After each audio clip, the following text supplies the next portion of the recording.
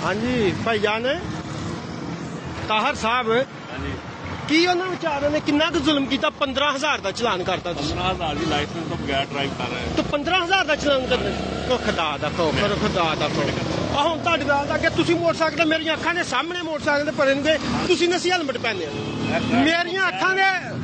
ਅੱਖਾਂ ਦੇ ਸਾਹਮਣੇ ਸਮਾਨ ਭਾਈ ਇਹ ਮੋਟਰਸਾਈਕਲ ਤੇ ਗਏ ਆ ਇਹਨਾਂ ਨੇ ਹੈਲਮਟ ਪਹਿਨੇ ਤੁਸੀਂ ਕਿਹੜੀ ਗੱਲ ਤੋਂ ਹੈਲਮਟ ਪਹਿਨਦੇ ਕੋਈ ਯਾਰੀ ਸਾਡਾ ਯਾਰੀ ਤੁਸੀਂ ਹੈਲਮਟ ਕਿਉਂ ਨਹੀਂ ਪਹਿਨਦੇ ਤੁਸੀਂ ਹੈਲਮਟ ਕਿਉਂ ਨਹੀਂ ਪਹਿਨਦੇ ਤੁਸੀਂ ਮੋਟਰਸਾਈਕਲ ਤੇ ਮੇਰੇ ਸਾਹਮਣੇ ਸਫ਼ਰ ਕੀਤਾ ਤੁਸੀਂ ਨਹੀਂ ਹੈਲਮਟ ਪਹਿਨਦੇ ਬਗੈਰ ਹੈਲਮਟ ਆ ਵੇਖ ਲਓ ਜਨਾਬ ਇਹ ਕਾਨੂੰਨ ਦੇ ਰਖਵਾਲੇ ਆ ਇਹ ਨਹੀਂ ਹੈਲਮਟ ਪਹਿਨਦੇ ਯਾਰ ਹੈਲਮਟ ਤੋਂ ਅਸੀਂ